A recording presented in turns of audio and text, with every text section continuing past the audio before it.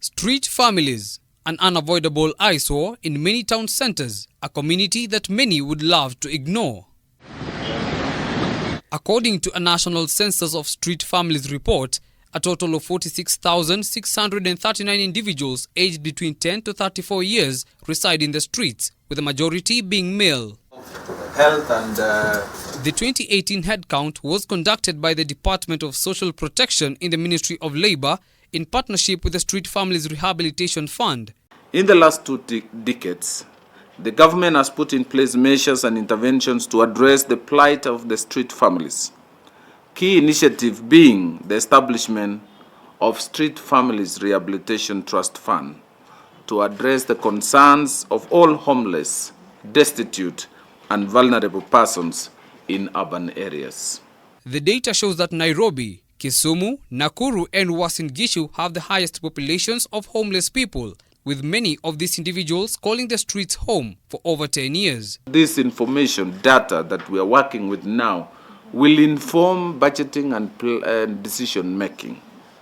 As CAS has stated, our wonder before was who are they, where are they, how many are they, and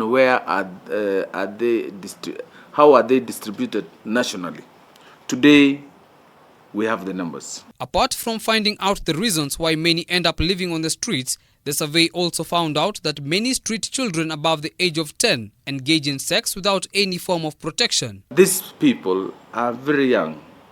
And what I think the punchline on this launch today is from the CAS that out of their study and training, that the real poverty is not lack of food or support, but lack of love.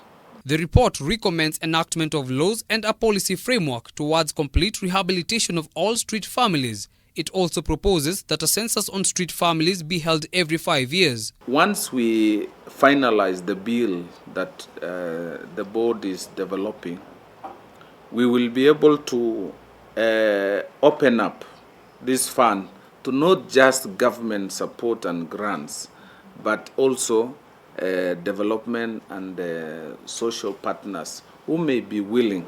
Even as the census report was being launched in Nairobi, street families in Maralal were complaining of constant police harassment and torture during post-curfew hours.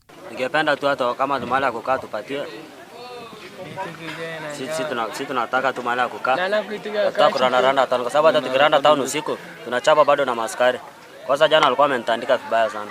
The street urchins who depend mostly on well wishes for donations of food and clothing say police officers have been taking advantage of their state of homelessness to constantly mistreat them.